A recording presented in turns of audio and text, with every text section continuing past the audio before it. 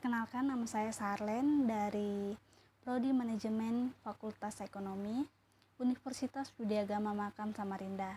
Di sini saya akan memaparkan tentang manajemen kualitas jasa dan customer value. Definisi kualitas jasa. Dalam menentukan tingkat kepuasan, seorang pelanggan seringkali melihat dari nilai suatu jasa maupun kinerja yang diterima dari suatu proses pembelian jasa.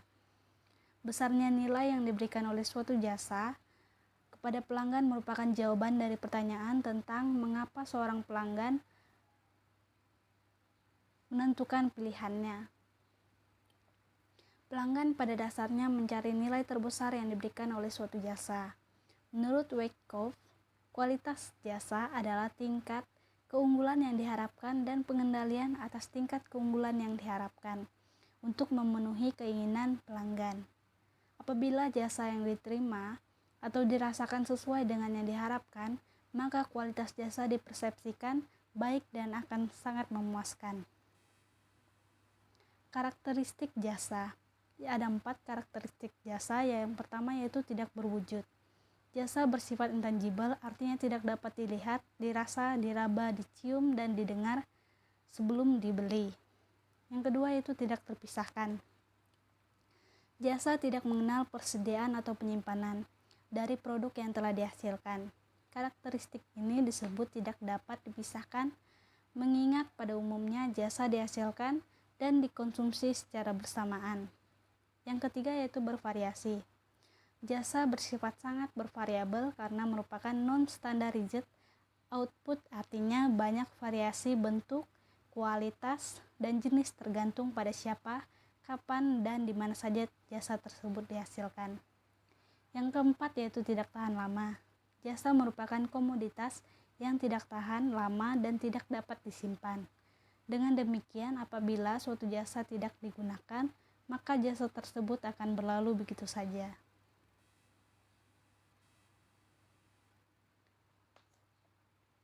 Indikator kualitas jasa.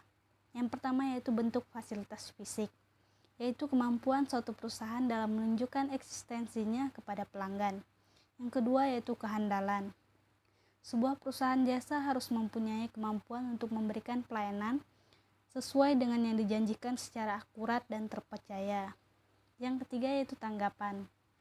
Memberikan pelayanan yang cepat pada saat konsumen mengalami kesulitan atau membutuhkan bantuan. Yang keempat yaitu jaminan. Memberikan jaminan berupa kepercayaan diri kepada pelanggan, sehingga konsumen akan percaya sebelum menerima pelayanan. Yang kelima yaitu empati.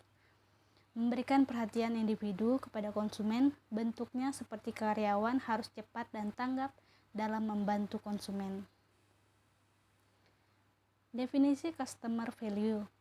Menurut Woodruff, customer value adalah pilihan yang dirasakan pelanggan dan evaluasi terhadap atribut produk dan jasa. Kinerja atribut dan konsekuensinya yang timbul dari penggunaan produk untuk mencapai tujuan konsumen ketika menggunakan produk tersebut. Konsumen secara langsung atau tidak langsung akan memberikan penilaian terhadap produk atau jasa yang dibelinya. Evaluasi dilakukan berdasarkan penilaian keseluruhan antara apa yang diterima dan dialami dibandingkan dengan yang diharapkan.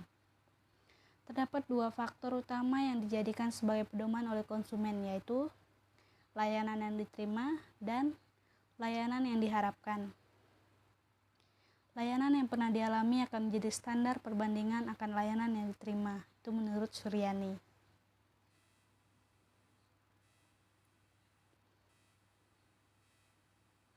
Manfaat nilai pelanggan, menurut Kotler dan Armstrong. Menciptakan kesetiaan dan retensi pelanggan, yaitu konsumen yang merasa puas dengan produk akan setia dan merekomendasikan produk tersebut serta menyebarkan citra yang baik tentang perusahaan pada orang lain.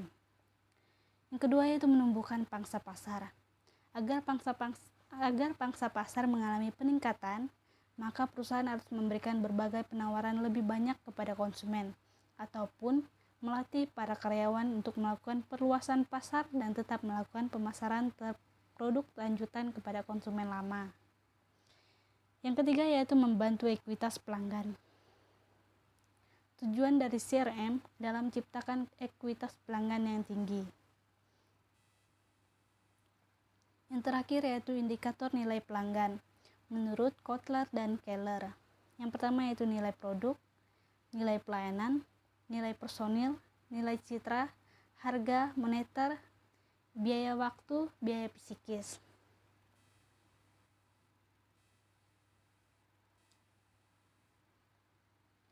Baik, demikian pemaparan materi yang bisa saya sampaikan. Kurang dan lebihnya saya mohon maaf. Terima kasih.